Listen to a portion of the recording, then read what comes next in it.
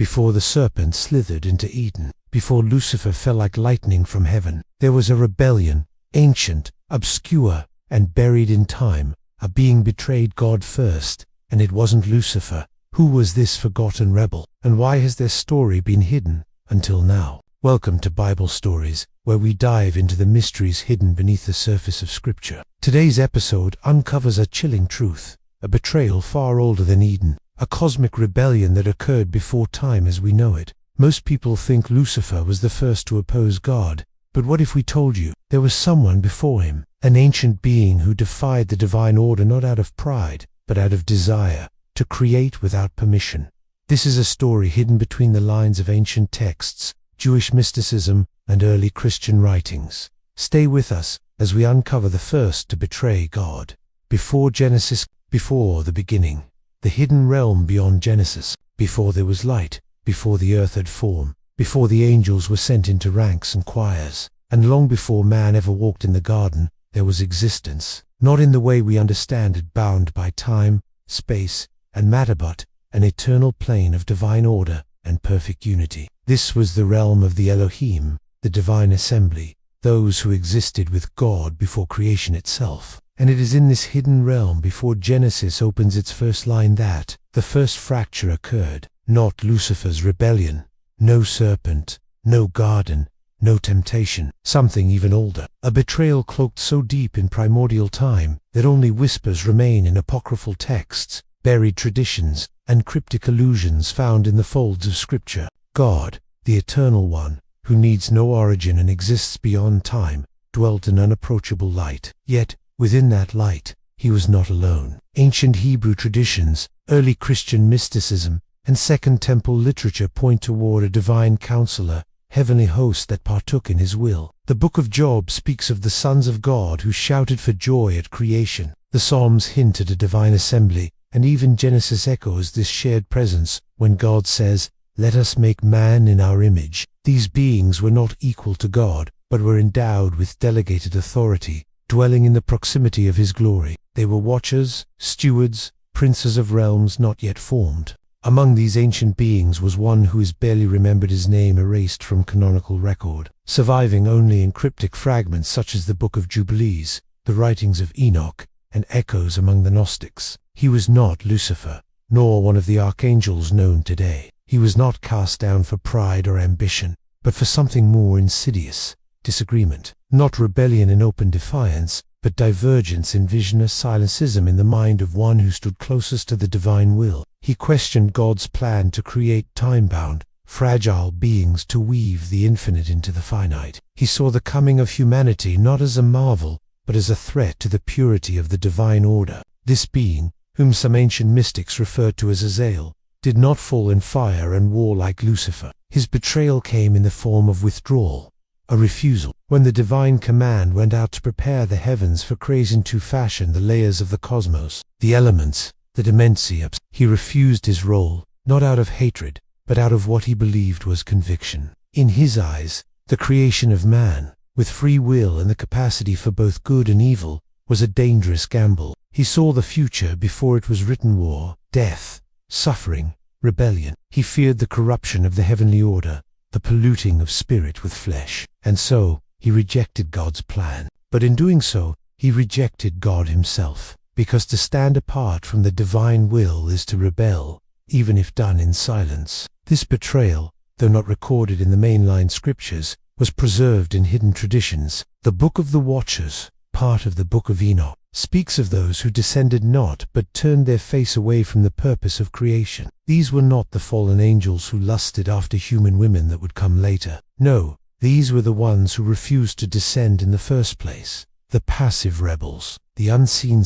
God, in his omniscience, knew the risk. He could have unmade Azazel and any who sympathized with him, but he did not. For true loyalty is not coerced, it is proven through choice. Instead, Azazel and the silent ones were removed from the circle of glory, not cast into hell's judgment, was not yet rendered but veiled away, exiled to the outer realms of divine proximity. Their names were struck from the heavenly record, their function severed. They became forgotten powers, lurking in the margins of time, neither holy nor damned, awaiting a final resolution they themselves could not foresee. This ancient betrayal left an unseen scar in the divine realm. Before the world was ever spoken into being, there was division.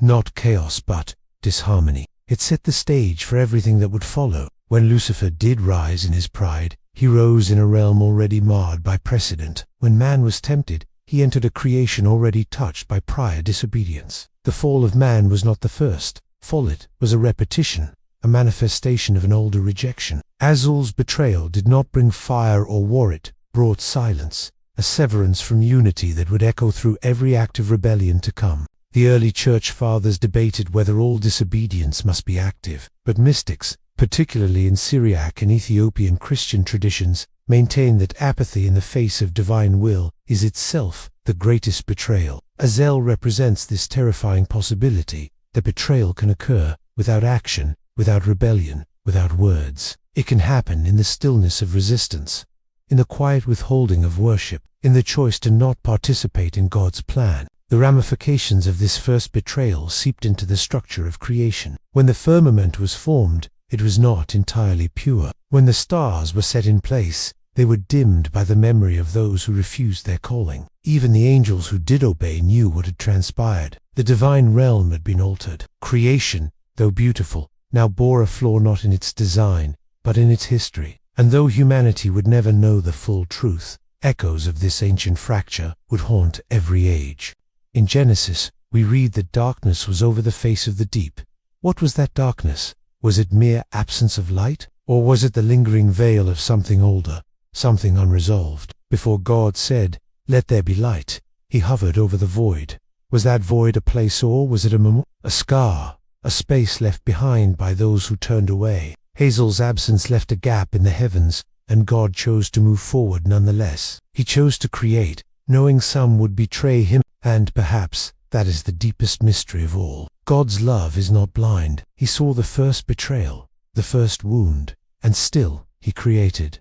Still he trusted. Still he gave free will to angels, to men, to all beings. He did not stop creating because some would fall. He allowed the story to unfold. And that story, our story, has always carried the weight of that pre-Genesis decision. A betrayal older than Eden, a fracture more ancient than the fall, a name forgotten by history, but never by God. In the next part, we will descend into the realm of these exiled powers. We will explore how their passive betrayal opened the gates for deeper corruption, and how their silence prepared the way for the greatest rebellion yet to come.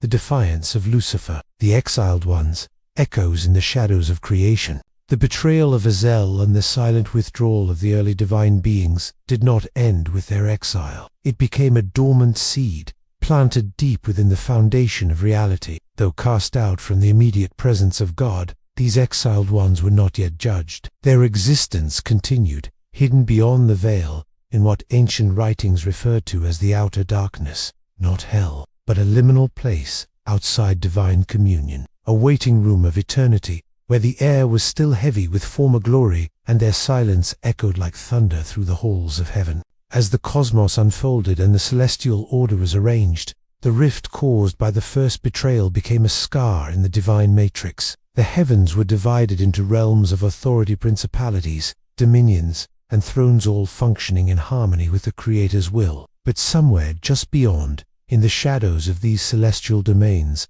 the exiled ones watched. They were not bound like the future fallen watchers, nor damned like the accursed demons of hell. They were something different, beings of immense knowledge and once pure essence. Now stripped of purpose, unused power lingered in their being like smoke after fire. They had no mission, no calling, no song to sing, only memory. Among these, Azel remained the central figure, not as a leader, for there was no unity among the exiled, but as the first to choose absence over obedience. His silence became a doctrine, a warning, a paradox. In the ancient mystical texts attributed to the seers of Qumran, there is a cryptic phrase, "The ones who did not fall, yet are fallen still." It refers to these beings, those who never raised a fist against heaven, but were nonetheless lost.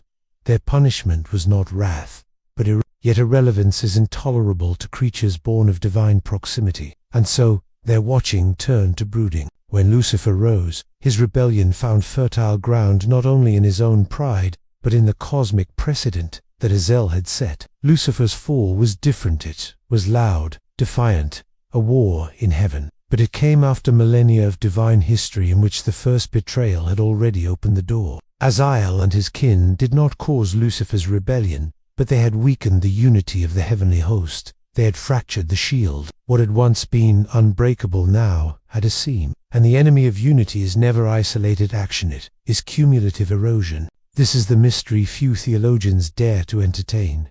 Lucifer's pride did not emerge in a vacuum. He was a creation of divine beauty, perfect in wisdom, anointed to walk among the stones of fire. But perfection requires harmony, and harmony had already been breached. The first betrayal created an ideological possibility, a precedent, that a created being might choose something different than divine will. Once that possibility was made real, even if passively, the heavenly order would never be the same again. Lucifer merely took the next step.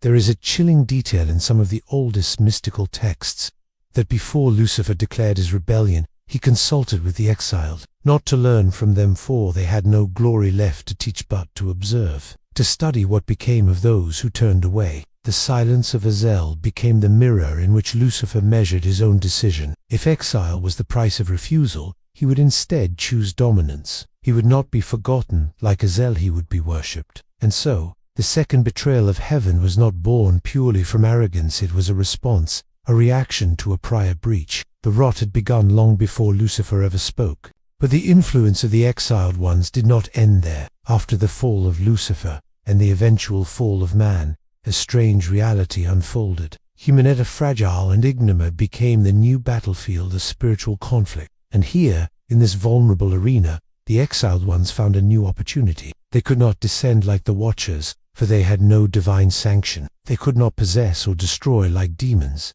for they had not been damned. But they could whisper, influence, distort. The early myths of Mesopotamia, the cryptic teachings of Babylon, and the strange esoteric doctrines of pre-flood civilizations all speak of gods who dwelt outside the heavens, who shared secret knowledge but demanded loyalty in return. These gods were not the fallen angels of Genesis 6, nor were their fabrications. They were the spiritual residue of Azel's lineage, exiled intelligences who sought relevance in the worship of men. They became the first false gods, not because they claimed to be creators, but because they accepted worship from creatures they neither loved nor protected. This was the next evolution of their betrayal. If they could not fulfill the divine plan, they would counterfeit it. In the book of Jubilees and fragments from the Dead Sea Scrolls, there are veiled references to entities who manipulated human rulers, teaching them forbidding systems of hierarchy and domination.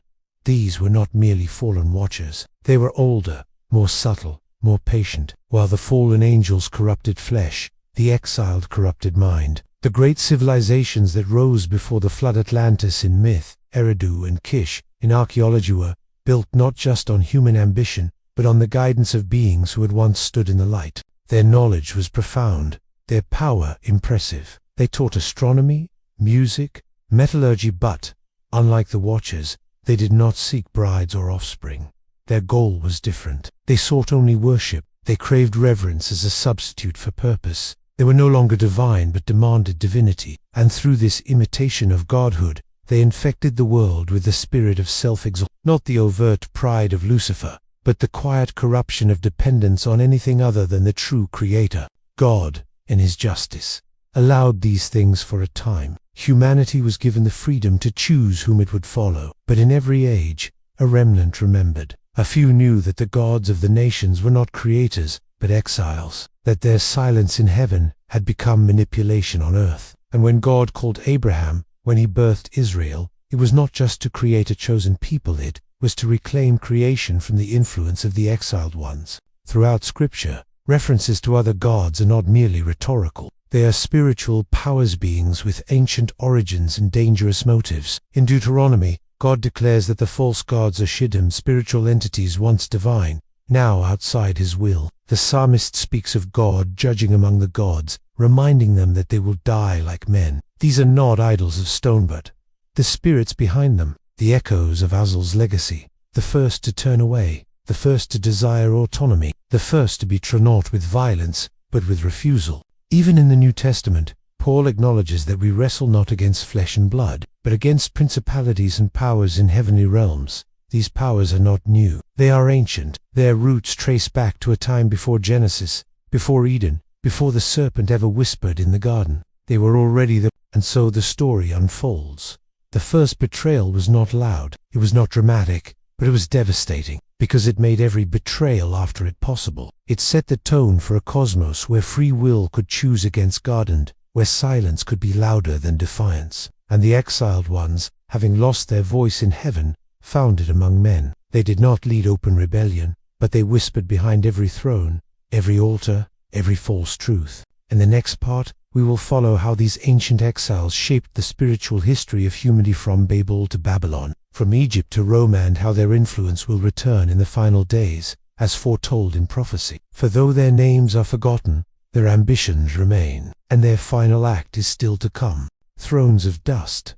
How the exiles shaped empires. The exiled ones, those ancient beings, who once stood in the brilliance of God's presence and chose instead the cold silence of refusal, did not vanish from the stage of history. Though cast from the inner sanctum of divine communion, their reach extended far beyond their sentence. What began as a cosmic fracture evolved into a long and subtle war against the will of God, fought not with armies, but with influence. Their power did not come from strength, but from proximity to truths twisted just enough to lead entire civilizations astray. And in the course of human history, these ancient powers, neither angels nor demons, became the invisible architects of the world's greatest empires. It began in Babel. After the flood, humanity was unified, speaking one tongue, building a tower not just of stone but of ambition. The Tower of Babel was not merely an act of human pride, it was guided. Scripture tells us that the people said, "Let us make a name for ourselves,"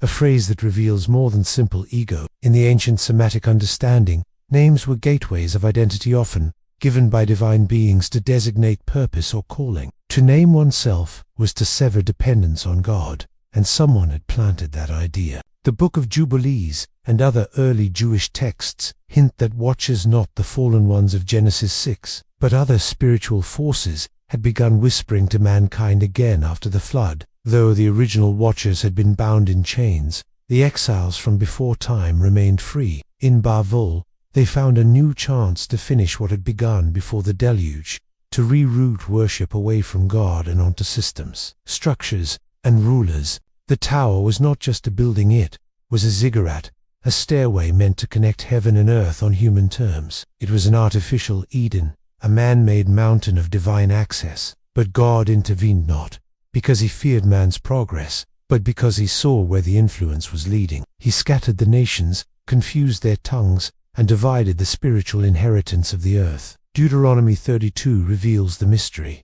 When the Most High divided the nations, he fixed their boundaries according to the number of the sons of God. This cryptic line alludes to a celestial division, a spiritual map layered over the physical world. The exiled ones, no longer permitted in the inner court of heaven, were now assigned oversight of earthly realms. But they were not faithful stewards. They became gods to the nations. This was not an honorette, was a test. Psalm 82 gives voice to God's judgment.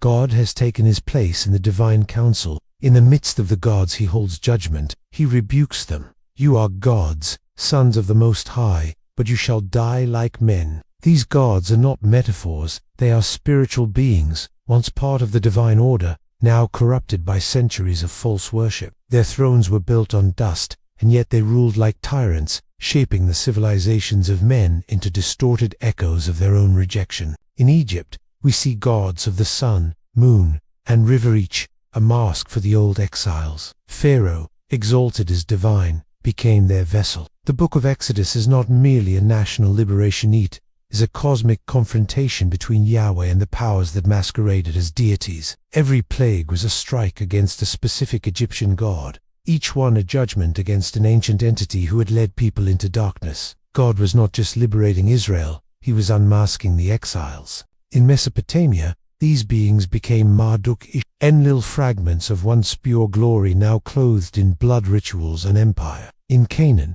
they took the form of Baal, Asherah, and Molech, demanding child sacrifice in exchange for rain and harvest. These were not superstitions. They were pact contracts with beings whose hunger for reverence had only deepened over the ages, and the more they were worshipped, the more entrenched their presence became. The prophet Daniel saw this spiritual reality in full clarity. In his visions, he beheld princes over Persia and Greece, not human rulers, but spiritual forces that influenced empires. When Gabriel came to deliver God's message, he said he had been delayed by the prince of Persia for 21 days, being so powerful that Michael himself had to intervene. This is not poetic imagery. It is a glimpse into the supernatural battlefield shaped by the exiled ones. Their influence did not end with idols. It penetrated governments, wars, philosophies. The Greeks honored their gods and myths that, beneath their poetry, concealed spiritual truths, that humanity was constantly at the mercy of higher beings.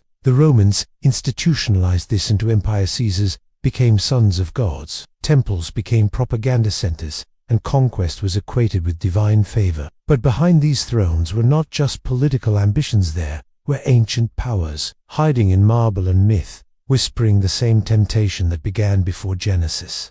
Choose your own way, worship your own image, make your own name. Even Israel was not immune. The scriptures are filled with laments of prophets who watched their people turn to Baal and Ash, seeking fertility and protection from beings who had once refused the very God who called them. Elijah stood alone on Mount Carmel, not just against prophets, but against a spiritual system rooted in primordial rebellion. Isaiah saw the idols of Babylon fall, but he also saw their deeper nature. Every one of them is vanity, a wind and confusion. By the time of Christ's arrival, the world was saturated with these counterfeit powers. The wilderness temptation of Jesus was not random. Satan offered him all the kingdoms of the earth, not as a boast, but as an inherited reality. The world had fallen under the spell of the exiled. The nations had long traded truth for ritual, presence for spectacle. But Jesus came not just to redeem man, he came to disarm principalities and powers, to reclaim authority from the ancient ones who had twisted it.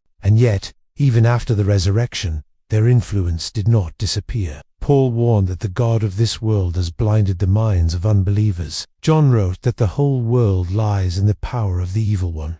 These are not exaggerations. They are declarations that the battle remains ongoing. The exiled ones have not forgotten their fall. They know their time is short, and in the shadows of modern civilization, they'd have changed forms. Less temples, more ideologies, less idols of stone, more worship of self, system, and sensation. The same whisper that spoke to Israel now speaks to man. Withdraw, refuse, preserve yourself. The betrayal has evolved, but its essence is unchanged. It is the belief that God's way is not good enough, that another path is safer, smarter, more enlightened. And behind that whisper are not ideas but intelligences, minds that once stood in glory, now bound to the margins of eternity, seeking to re-enter the stage through human hearts. But their thrones are shaking, the dust is rising, and prophecy tells us that their final judgment is near. In the next part, we will explore how these ancient exiled ones will return in the last days, not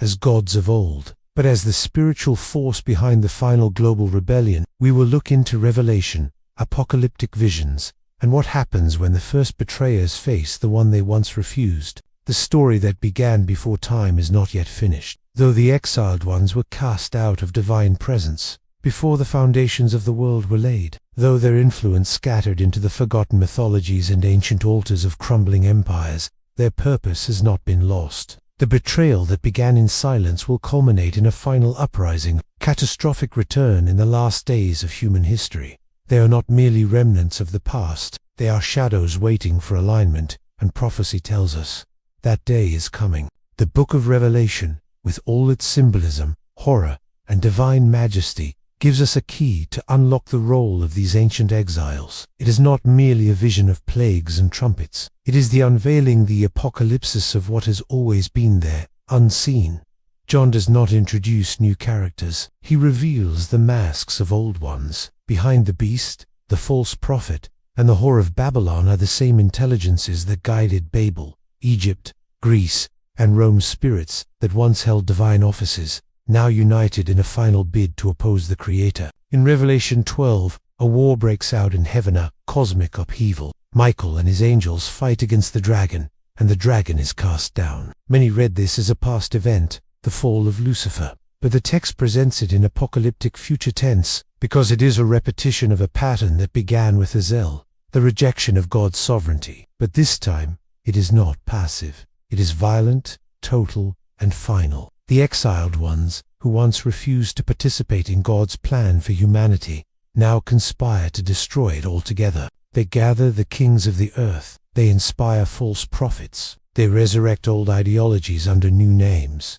Globalism that mocks divine order. Self-worship, cloaked in enlightenment. Spiritualities that imitate truth, but deny the cross. The Apostle Paul foresaw this when he warned of doctrines of demons, and a time when people would not endure sound teaching, but would gather teachers to tell them what they want to hear. These are not innocent errors. These are deliberate spiritual manipulations, guided by intelligences who have had eons to refine their deception. In Revelation 17, John sees the great prostitute sitting on many waters. She rides the beast, drinks the blood of saints, and carries names of blasphemy. Who is she? Not just a symbol of corruption, but the culmination of false worship that began with the first betrayal. She is Babylon reborn spiritually, culturally. She is the sum of all idolatry, the spiritual bride of the exiles. Her throne is built upon generations of compromise, and her wine is the intoxication of humanity with everything that opposes God. And yet, the exiled ones are not content with seduction. In Revelation 13, the beast rises from the sire composite creature of past empires, given authority by the dragon. It wages war on the saints and forces the world into submission through miracles, technology, and terror. The second beast, a false prophet, performs signs and demands worship. The infamous Mark 666 is given not merely as an economic control but as a spiritual seal of allegiance. To receive it is to declare loyalty to the exiled realm. Many have speculated on what the mark truly is, but its deepest meaning is not numeric. It is just as the mark on the foreheads of the righteous in Ezekiel represented God's ownership. This mark brands the soul as property of the great rebellion, and behind it are not just demons but those who first turned away. The exiles who rejected participation in God's design now offer their own, a world without the Creator, governed by the Creator, ordered by systems that mimic Eden but outlaw its king. But they will not prevail. Revelation is clear. Though Babylon intoxicates the nations, though the exiles gather for war, the Lamb triumphs. The one they rejected, the word they refused to serve, returns, not as a suffering servant, but as a conquering king. His name is faithful and true. His eyes are fire. His robe is dipped in blood, and his title is the Word of God. Heaven opens, and the armies follow him, not to debate, not to persuade, but to judge. In Revelation 19, the beast is captured. The false prophet is cast alive into the lake of fire. But notice what happens next. In Revelation 20, John sees thrones, not of the exiled, but of those who remained faithful, those who were martyred, those who refused the mark, those who chose obedience when the world offered comfort, and they reign with Christ for 1,000 years. But even then, the exiles are not done. After the 1,000 years, Satan is released one last time, and here comes a final, terrifying truth. There are still nations who choose to follow him. After seeing Christ rule, after living in a restored earth, some still choose rebellion. Why? Because the spirit of the first betrayal is still active. It lingers, not just in angels, but in the hearts of men. The final war, Gog and Magog, gathers them all, and once again, fire falls from heaven. The enemy is devoured. And then final judgment, the great white throne appears. The books are opened, the dead are judged, and death and Hades are cast into the lake of fire. But then comes a curious detail. Anyone whose name was not found written in the book of life was thrown into the lake of fire. Why this emphasis on names? Because the first betrayal began with the removal of names. Azel and the others were stripped of identity in the divine order. Now, in final justice, only those who have remained in the Lamb's book will endure. The exiled ones, forgotten by men but never by God, now meet their end not with thunder, but with silence. They are no longer needed, no longer feared. The age of temptation is over. The Lamb reigns forever. The new heaven and the new earth descend. The tabernacle of God is with man, and the promise is fulfilled. Behold, I make all things new. In this restored reality, there is no temple, for God himself is the light. There is no night, no shadows in which exiles may hide. There is no sign or chaos from which beasts may rise. The first betrayal, the first silence, has been answered not with vengeance, but with victory. The refusal of one led to the obedience of one greater, and through him, the story has come full circle. But for us, still living in the shadow of that cosmic war, the choice remains. Will we follow the whisper of refusal, or the voice of the shepherd? Will we seek our own name, or bow before the one whose name is above every name? The exiles still speak, but so does the Spirit, and every soul must decide which voice to follow. In the final part, we will look inward. What does this ancient story mean for us today? How does the betrayal before Genesis continue in human hearts? And how can we stand firm when silence feels safer than obedience? The tale of the first betrayal before Genesis is not just an abstract theological account or cosmic legend. It is a living spiritual reality with consequences that ripple through time and reach into our own hearts and lives today. The story of the sons of God who rebelled, the watchers who descended, and the ancient beings who defied God's order is not confined to the apostate, is the background noise of our modern chaos, our moral struggles, our deep spiritual hunger. The first betrayal did not end with punishment or imprisonment in the abyss. It created a war going, unseen, and more dangerous than any physical war humanity has ever known. To understand the full impact of that rebellion, we must trace how it shaped the spiritual environment we live in, and what it tells us about our current condition. First, the rebellion before Genesis altered the spiritual hierarchy and introduced distortions into the cosmic order. Those divine beings who were supposed to guide, instruct, and protect became corrupters. They weaponized their glory. They turned sacred knowledge into forbidden sorcery. What God had created as beautiful and ordered became twisted by pride, lust, and self-glory. This echoes the same impulse seen later in Eden and Babylon, the desire of created beings to become like gods. This tells us something critical about the nature of sin. It is not just disobedience. It is the misuse of divine gifts for selfish gain. It is the elevation of the self above the Creator. In our modern world, we see this same pattern in human institutions, in culture, and even in religious systems where people twist truth for power and exploit sacred things for personal agendas. Second, these rebellious beings introduced not only corruption but also counterfeits. The civilizations that sprang up after their rebellion, those of Babylon, Egypt, Canaan, and beyond, were built upon religious systems filled with echoes of divine truth, but laced with deadly deception. These were not primitive myths but distorted revelations. The names may change, Baal, Marduk, Osiris, Moleshi, but the pattern remains. The original betrayers passed on their knowledge to establish a kingdom in opposition to God's. They offered secret knowledge, ecstatic visions, miraculous powers, all to lure humanity into allegiance. The ancient texts, like Enoch, Jubilees, and even scattered fragments in Dead Sea Scrolls, point to this same theme, that the world's spiritual systems were hijacked by these rebels to wage a war, not through armies, but through ideology, worship, and influence. This war continues in the form of spiritual confusion. Why do so many people hunger for something more but find themselves caught in cults,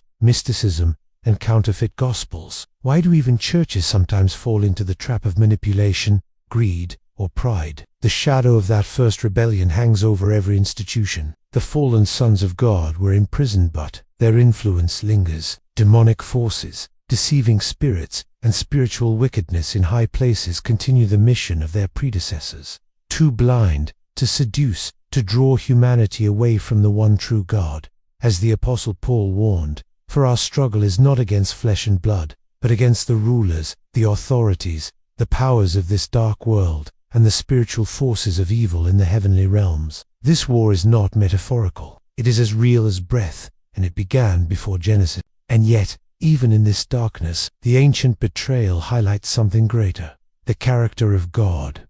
Why did God allow the rebellion? Why not prevent it? Why allow these beings to descend, to deceive, to corrupt? The answer may lie in God's unwavering commitment to free will, to real love, to genuine worship. Forced obedience is not worship, it is slavery. The existence of rebellion proves the existence of choice. God wanted beings who would choose loyalty, even when surrounded by betrayal. He desired love that flows from freedom, not compulsion. And even as the heavenly rebellion unfolded, God was already writing a plan of redemption not just for mankind, but for the cosmos. This plan would not be swift, it would not be clean, but it would be final. The Watchers were bound, the Nephilim wiped out in the flood, but the rebellion's echo remained. Christ would come not only to redeem mankind from sin, but to crush the cosmic rebellion at its root. When Jesus died and rose again, the New Testament tells us he disarmed the powers and authorities, making a public spectacle of them. He did not only defeat Satan, he proclaimed triumph over all rebellious forces that had once conspired before the foundation of the world.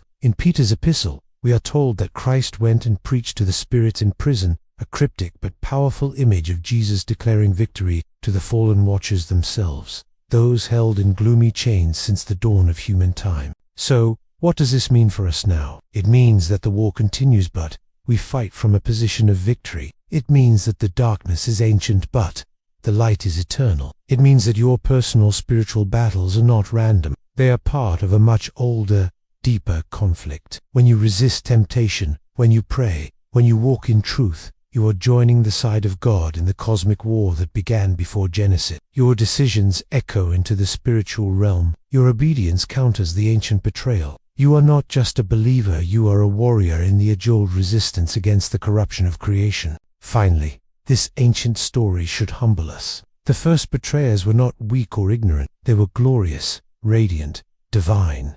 If they could fall, so can we. But unlike them, we have been offered grace, redemption, the blood of Christ, the indwelling of the Holy Spirit.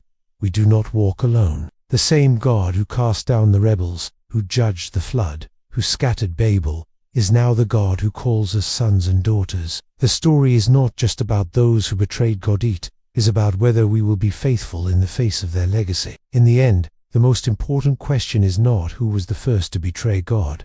The question is, will we be among the last to remain loyal? That is our calling. That is our battle.